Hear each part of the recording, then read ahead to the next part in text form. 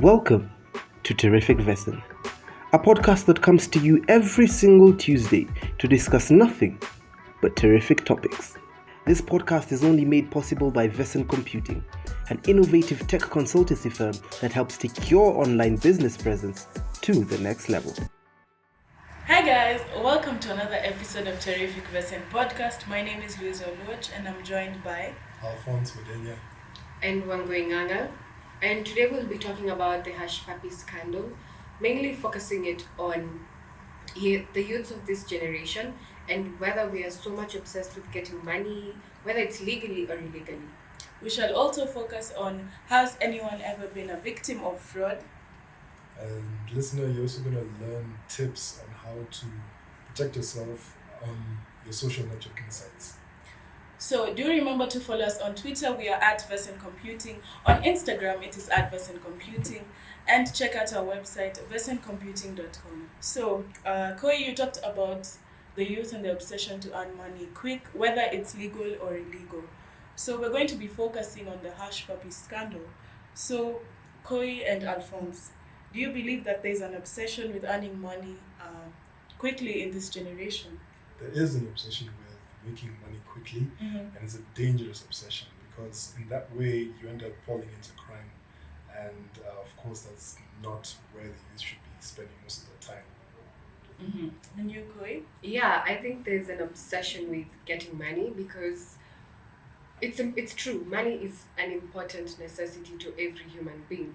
So people are out here seeing things on television and social media, and that is putting so much pressure on people who have not yet made it, making them feel that they have to do anything, to get that money. So, for instance, Pappi. For those who are not familiar with who Pappi is, he is a Nigerian national who was arrested on fraud on May 19th, 2020, and he owned a transnational cyber crime. So, when it comes to the obsession with money, I think, in my opinion, the issue with the youth and being obsessed with money is because of the people that you see on social media. They're flaunting all this Gucci, Louis Vuitton, Saint Laurent. So you're seeing there's this belief that you just want to make that money quickly, and then also you live your best life. You know the term "live your best life." So I think that's where the issue comes in from. So moving on, do tell us down below, have you ever been a victim of fraud? And I want Koi and Alphonse to also tell us, have you guys been a victim of fraud? Can you share a story or what happened? So Alphonse, we'll start with you. No, I've never been conned before, but I know a story of a person that did get conned. So that was through a fraud scheme that happens around CBD.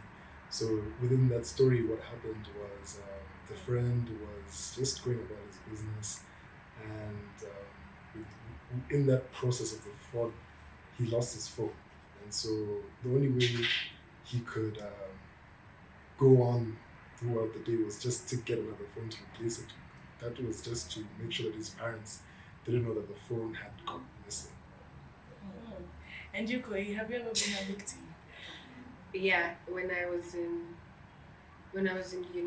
my second year uni, so I was saving up to buy someone a gift. It was their birthday, so I had deposited money in my M-Pesa to buy them a gift. So the birthday was on Wednesday, but I deposited the money on Monday. So on Monday I get a call from this guy saying, "Hey, we're Safaricom." And then I didn't know that Safaricom doesn't call you, using those lines. So I picked up, and then the things they were saying were so true because they were saying, "You've lost your phone a couple of times, right?" And I was like, "Yes." "And you've replaced your SIM card a couple of times," and I was like, "Yeah." And they're like, "So we have a problem because here at Safaricom your number has been registered more than once, so we need you to come." No, they started with come. "We need you to come and verify." So I was like, I'm really far away because now I was in Athi River, and I can't come right now. So is there a way that I can come during the weekend? And then they're like, "No, the more you stay, the more things might get hard for you." So I'm in my second year. I honestly don't know much about scamming and all that. So I said, is there another way? No, I actually didn't ask if there another way. They're the ones who offered the other way. So they say that I should send them my details. So they asked for my ID number and these other small details.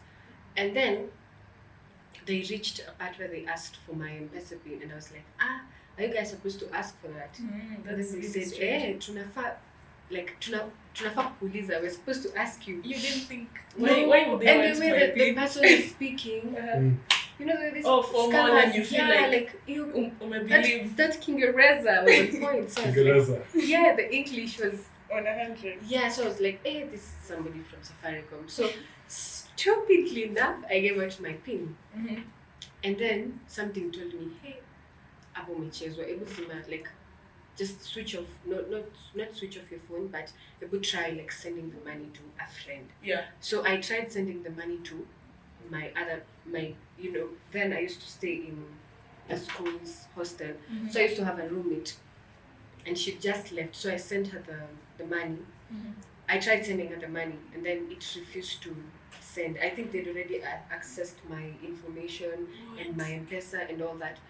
And then now, this is the funniest part. They took the number I tried sending the money, and then they called her. Wow.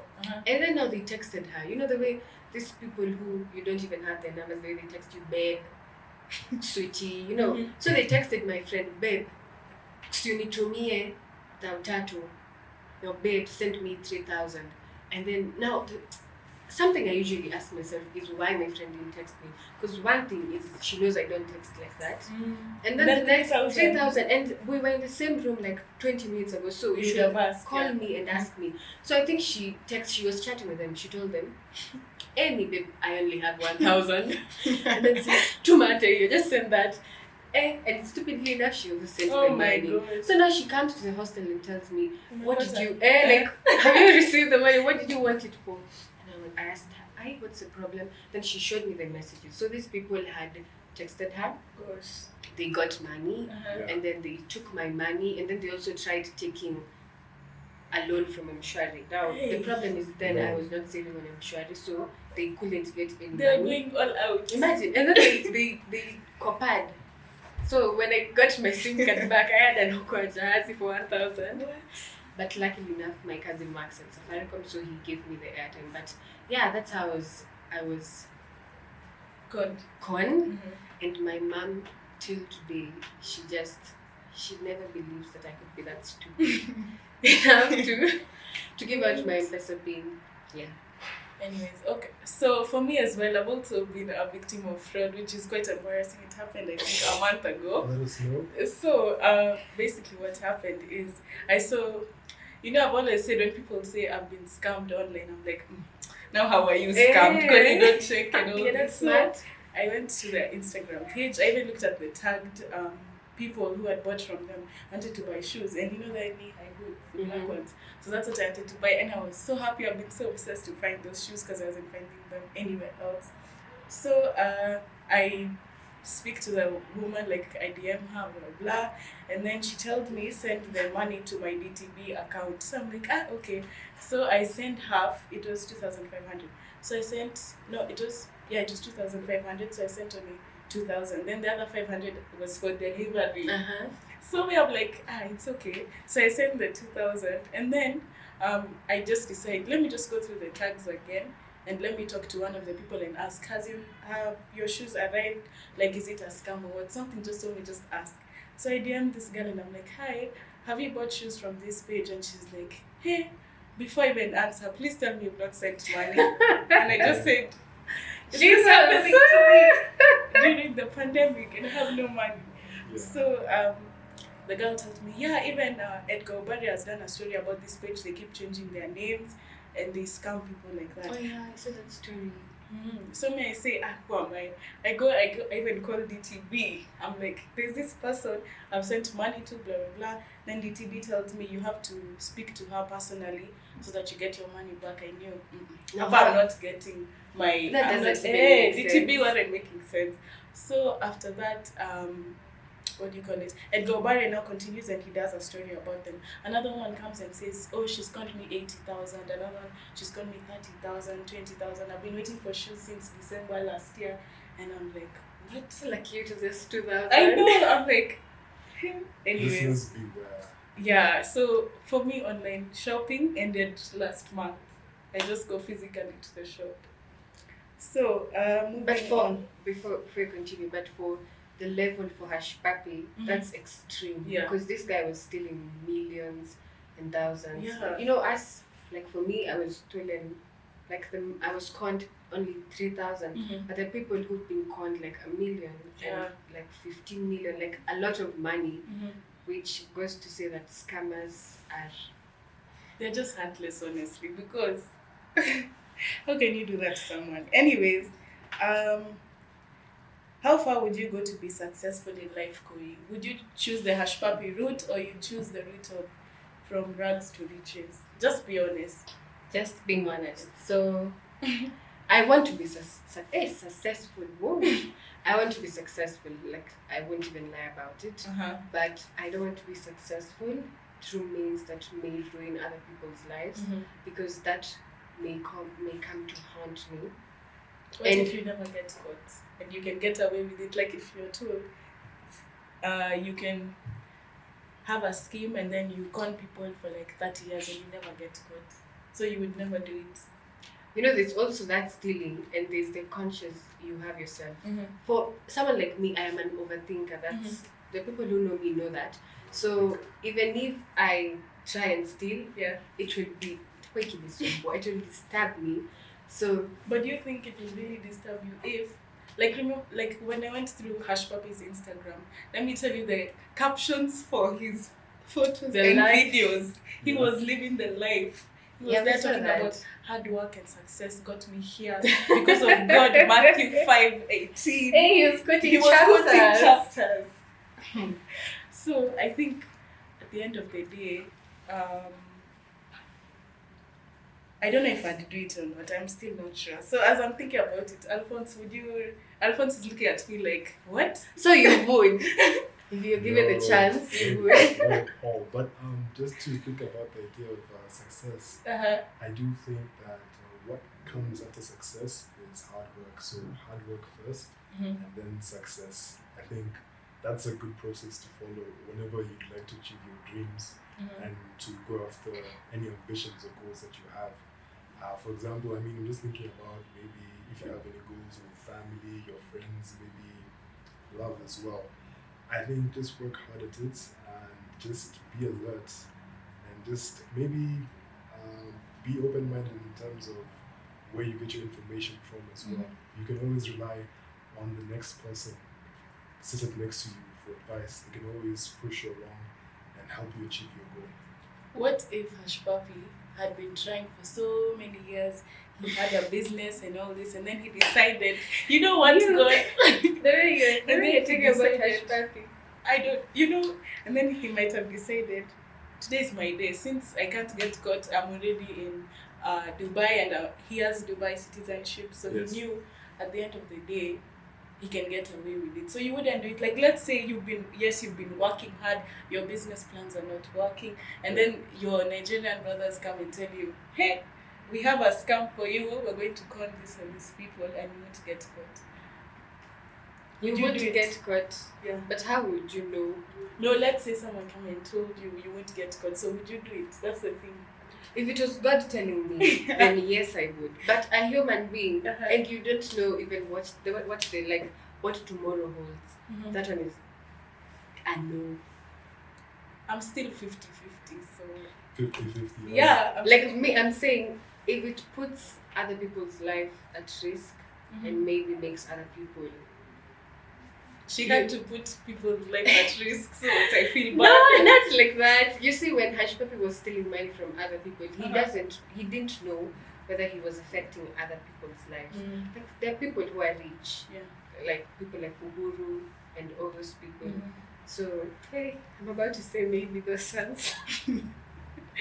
But honestly, I also don't know. But I wouldn't do the Pappi thingy. Alphonse? No. He said no. Right. So, moving on. The next thing we're going to be discussing is about how to not be a victim of fraud. You can protect yourself online, and you can also safeguard your privacy online. For example, through being careful whenever you make a purchase online. That's a tip that's very important. You never know what details are going on, what details are going out of your computer.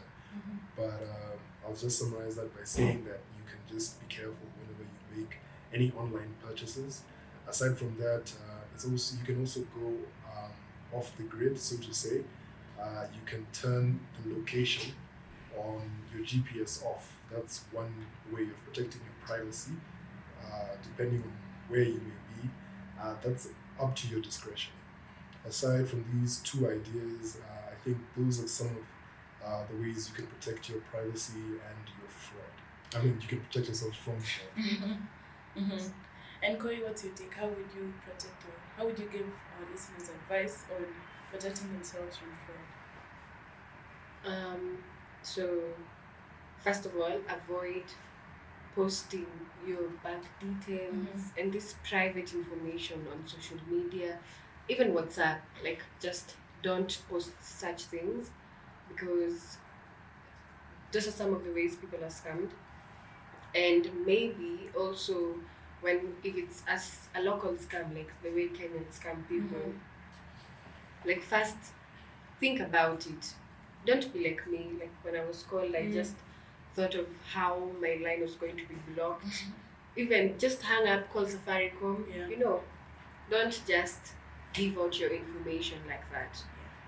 Also, for online shopping, you can do your research and find out, like, is this company legit or is this business legit? So yeah. But there are times when, like the way you say, they've tagged people, they have followers. So how would you know for an online store if you're being scammed? I know that one is quite difficult. I think. What? That's good. Some even I think have it's about this one your for- research, because that page had like 40,000 followers. True. Yeah, so I think you just do your research. But just go to the shop. Yeah, Just go to the shop. Go there physically. Because there's another one, they even had customer reviews, like feedback, and they had like highlights. So when you even, because those are some of the things that people check out for when they want to purchase something online: the followers, the likes, the tags, and the customer review. So if you have all that and the page is still a scamming or a conning ad, you wouldn't know. Yeah, and also report the page so that another person doesn't fall victim to that. Louisa says report the page and also do your research. I agree. Talk to experts. That's a great idea as well. They can also help you online shopping if that's what you'd like to do, or with other businesses as well. Maybe you'd like to do some investing overseas or even locally within your country. Talk to experts. Do your research. So we've told you guys how not to fall victim to fraud, and some of the legit companies which you can check out, for example, Esokoni and Jumia. Kilimall. Yes. So do remember to check us out on Twitter at Vesencomputing, on Instagram we are at Vesencomputing, and check out our website vesencomputing.com. Last week we had a giveaway courtesy of Esokoni Market. The winner of the giveaway was Naboth Owino. And do check out our website at esokonimarkets.com.